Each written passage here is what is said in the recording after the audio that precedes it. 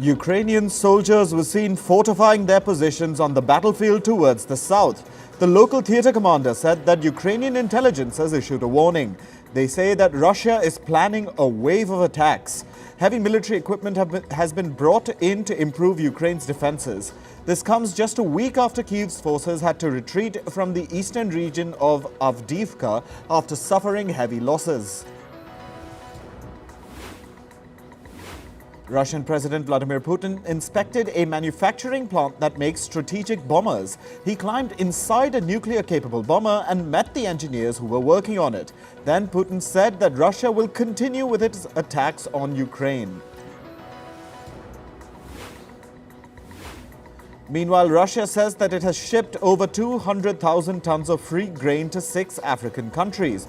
Mali, Burkina Faso, Zimbabwe and Eritrea were the biggest beneficiaries of the grain supply. Putin had promised African leaders that he would deliver the grains soon after a Russia-Africa summit in July last year. A 21-year-old died when clashes erupted between protesting farmers and police officials in India last night.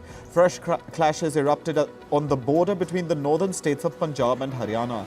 Over 100 farmers sustained injuries as police officials fired tear gas shells. Meanwhile, at least 12 police officers sustained injuries after farmers threw stones at them.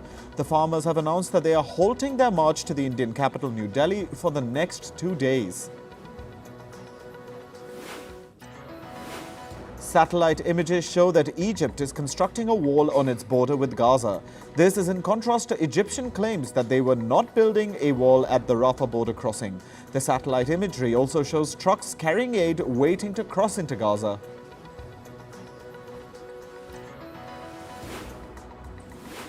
Brazil hosted a conference for foreign ministers from the G20 group of nations. The summit was held in Rio de Janeiro.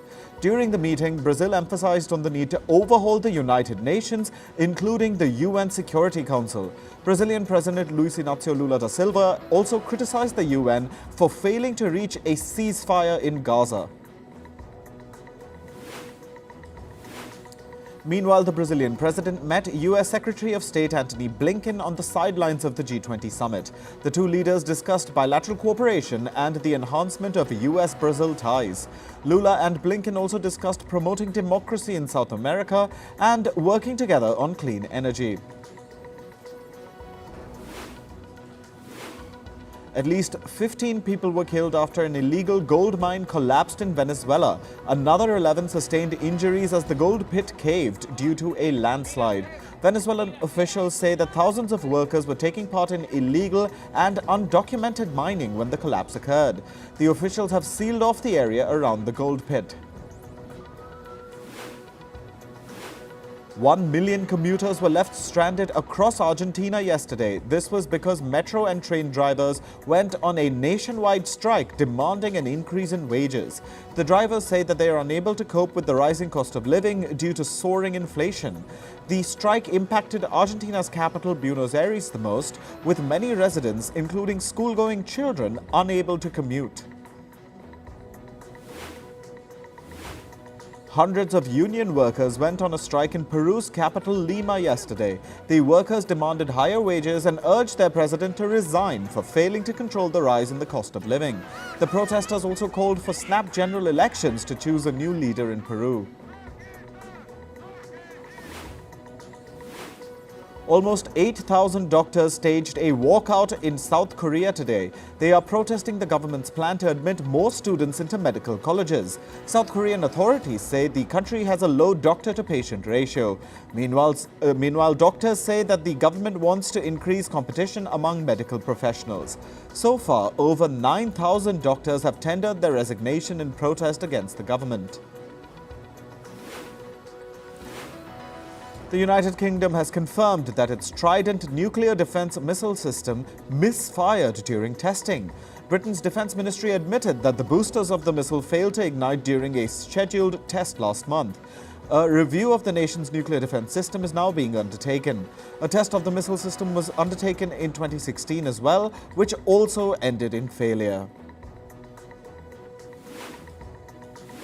American authorities have charged a Yakuza leader with conspiring to traffic nuclear materials. Organized crime syndicates in Japan are known as the Yakuza. One Yakuza boss, Takeshi Ebisawa, was arrested for carrying weapon-grade uranium. The Japanese Yakuza leader was detained in Myanmar. US officials claim Ebisawa was going to deliver the uranium to a group in Iran. On to climate news. In Bolivia, heavy rainfall caused landslides along the banks of a swollen river yesterday. This left several houses damaged and at risk of collapse in the capital city of La Paz. Authorities have mobilized heavy machinery to carry out emergency works. Trinidad and Tobago is partnering with international experts to remove a capsized vessel that caused a major oil spill in nearby waters. Two US-based companies will work with the Caribbean nation to clean its polluted waters and beaches. The oil spill occurred nearly 2 weeks ago. This forced the country to declare a national emergency. China's capital, Beijing, received heavier than expected snowfall yesterday. This comes amid a cold wave that has swept across the northeastern region of the country. Beijing authorities have shut 8 highways in view of the bad weather. The Chinese weather agency has predicted sub-zero temperatures for the coming days. Meanwhile, China is likely to miss all of its main climate goals for the next year. This is according to a report by the Finland-based Center for Research on Energy and Clean Air. It says China's climate targets are severely off track. This is because of its high carbon emissions and adverse weather conditions. Beijing had pledged to cut the carbon intensity of its economy by 2025. Deadly wildfires are likely to become more frequent in Chile due to hotter and drier weather. This is according to a report by the research group World Weather Attribution. The report says Chile's inland is warming up, increasing the risk of wildfires. Earlier this month, a series of wildfires broke out in the country, killing at least 133 people. The European Union has agreed to set stricter limits on the toxic particles in the air. The new rules will slash the annual limits for toxic pollutants like nitrogen dioxide and particulate matter from pollutants. These can cause harm to the lungs and the bloodstream. The law must be formally adopted by EU members, however, before it comes into effect. Climate change could increase the risk of premature births. This has been revealed in a study published in a scientific journal based in the Netherlands. The new research says that the risk of preterm births could rise by 60% due to extreme temperatures. The study adds that climate change could also lead to lifelong complications for millions of children. On to business and tech news. Chipmaker Nvidia's shares rose by over 10% yesterday during the after-hours trading session in the US. This was after the firm's fourth quarter earnings beat market estimates. The chipmaker's quarterly revenue rose by over $22 billion, surpassing market estimates of over $20 billion. For the current quarter, Nvidia forecasted its revenue to grow up to 233%. In recent days, demand for Nvidia's artificial intelligence chips has grown sharply. Meanwhile, after Nvidia's upbeat earnings report, Japan's stock market index, the Nikkei 225, surged to a record all-time high in today's trading session. Investors buying tech stocks pushed Nikkei 225 to surpass the 39,000 mark. The Japanese index saw its previous high in 1989 at 38,957 points. This was after foreign investors flocked into the Japanese market, driven by cheap valuations and corporate reform. Britain's Heathrow Airport has reported its first annual profit since the start of the COVID-19 pandemic in 2020. Heathrow Airport Holdings, the firm that runs the airport, saw its 2023 profit soar to $47.9 million. The airport's earnings surged last year as the passenger numbers reached their pre-COVID levels. Aircraft maker Boeing has reportedly replaced the head of its 737 MAX program. The firm's vice president and general manager of the 737 program, Ed Clark, is being replaced by Katie Ringgold. This is the first major executive departure for Boeing after a door panel in a 737 MAX 9 jet blew out mid-air last month. Clark oversaw the production facility where the plane involved in the accident was manufactured. A U.S. company has been accused of employing underage workers to clean animal slaughterhouses. The Tennessee-based Fire Janitorial Service has been sued by the U.S. Department of Labor. The firm allegedly employed underage workers to clean a pork processing plant in Iowa and a poultry plant in Virginia. The Labor Department said that children as young as 13 were asked to clean dangerous equipment, violating U.S. federal law. The Indian government has allowed 100% foreign direct investment in the space sector. Earlier, foreign investors needed government approval to establish satellite operations in the country. Now, the Indian government has divided the space sector into 3 different subsections with defined limits for foreign investment. The government says that the move will help generate more employment in the space sector. Social media platform Reddit is reportedly planning to sell a part of its shares to its users before its initial public offering. Reddit is expected to list in the US stock exchange next month. As per a report, around 75,000 Reddit users or Redditors will have a chance to purchase its stocks before listing. Usually, such offers of share purchase before listing is reserved for big investors. Intel has announced that it secured a $15 billion chip order from Microsoft yesterday. Microsoft will use Intel's custom chip manufacturing services to make advanced computing chips. Intel also said it aims to beat Taiwan's TSMC in advanced chip manufacturing by 2026. The chipmaker introduced new technology called Intel 14A that will help it maintain a lead over TSMC. Meanwhile, Google has launched a new artificial intelligence model for developers. The open-source model called Gemma can help individuals and businesses build AI software based on their needs for free. The move is expected to attract developers to build on Google's technology. It'll also drive the usage of its cloud division. Similar AI models have been launched by Facebook's parent firm Meta and Microsoft-backed OpenAI.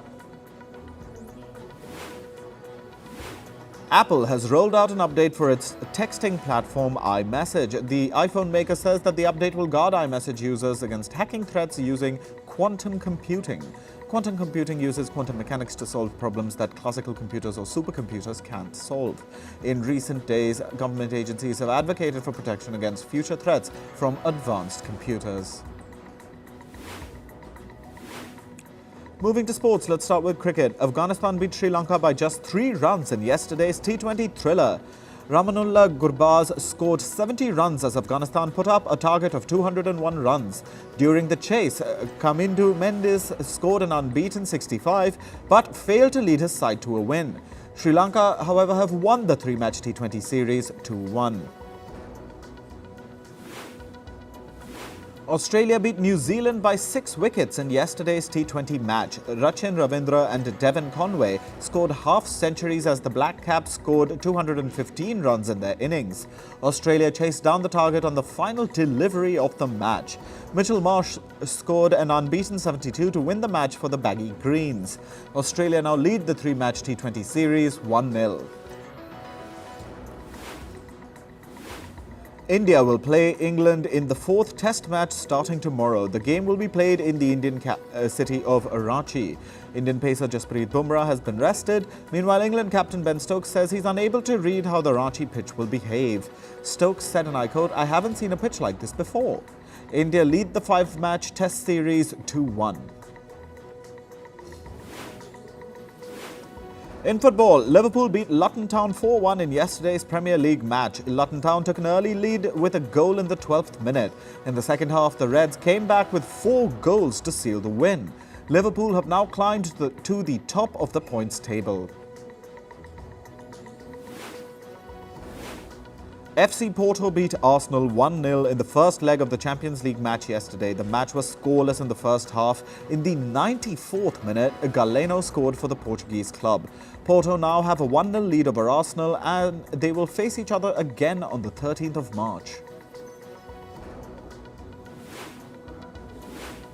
Barcelona tied 1-1 with Napoli in the first leg of the Champions League match yesterday. The game was scoreless in the first half. Robert Lewandowski scored for Barcelona in the 60th minute. Napoli equalized 15 minutes later on a goal from Victor Osimhen. The two teams will play each other in the second leg on the 13th of March. Saudi Pro League club Al Nassr beat their compatriots Al Fayha 2-0 in the AFC Champions League last night.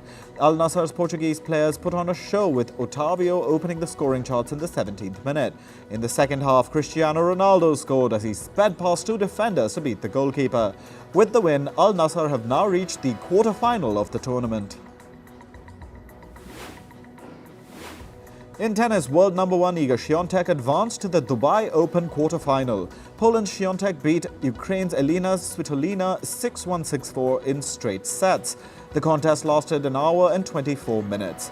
Świątek next faces world number 7 Qinwen Zheng from China. Meanwhile, world number 3 Coco Gauff also advanced at the Dubai Open. American Gauff beat Czech Republic's Karolina Pliskova in a hard-fought match. Pliskova won the first set 6-2, then the American rallied back 6-4, 6-3 to win the match.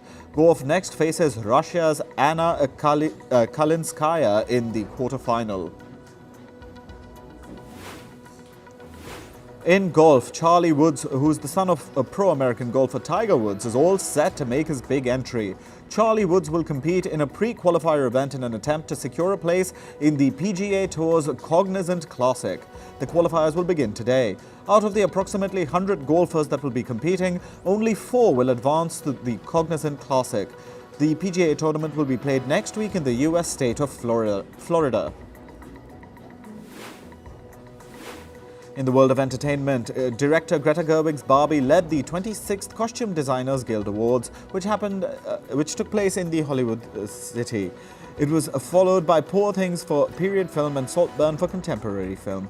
Singer Billie Eilish was given the inaugural Vanguard Award. The theme of the event was pay equity, which highlighted the pay discrepancies that exist in the industry. Barbie actor America Ferrera will lead the upcoming film The Lost Bus along with actor Matthew McConaughey. The movie is based on the book Paradise: One Town's Struggle to Survive an American Wildfire. It talks about the 2018 California wildfires that claimed the lives of at least 100 people. Ferrera and McConaughey will play the roles of a driver and a teacher who rescue a bus full of children. Actors Olivia Colman and Jessie Buckley are working on a film together titled Wicked Little Letter. The comedy mystery is based on a real-life British scandal from the 1920s. The two actors play each other's neighbors who get embroiled in a deadly controversy. Olivia Colman and Jessie Buckley collaborated in 2021's The Lost Daughter. John Wick spin-off Ballerina's release date has been postponed to 2025. The movie makers say they want to work more on the film. Starring Ana de Armas, the film follows the story of a skilled assassin's missions. Now director Rupert Sanders will take over Ballerina's release date of the 7th of June. The second trailer of Zendaya's upcoming film Challengers was released. The trailer shows a scandalous love triangle between the characters of the film. Zendaya plays the role of a tennis coach who was once a professional player. The film is set to release on the 26th of April.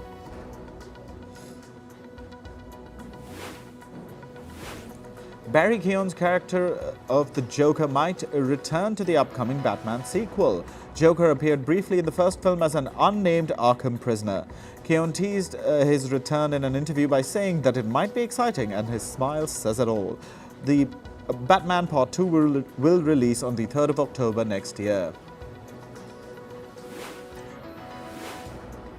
American singer Normani has announced the release of her debut album, Dopamine. She took to social media to post the cover of the album, which shows her sitting on a jet black rocket. Normani also posted a snippet of a song on TikTok. However, she didn't reveal the date on which the album will release. Aerosmith singer Steven Tyler won the dismissal suit of a sexual assault case against him. The judge said that the alleged incident did not pose a serious risk of harm. He stated that while the situation was stressful, there were no physical injuries. The singer was sued last year by a woman who accused him of sexually assaulting her in 1975. The plaintiff was 17 years old at the time. Rapper Sean Combs has denied the gang rape allegation against him. He issued a legal response denying the claims that he raped a 17-year-old girl in 2003. The plaintiff alleged that Combs fed her copious amounts of drugs and alcohol at his New York studio, after which 3 people along with Combs raped her. Apart from this, 3 other cases of sexual assault were filed against him last year. A new sexual assault lawsuit was filed against American Idol producer Nigel Lythgoe. The woman in the case has accused him of touching her inappropriately in 2016. The incident happened when Nigel was driving her home from a hotel in California. This case comes after singer Paula Abdul sued him for the same last year.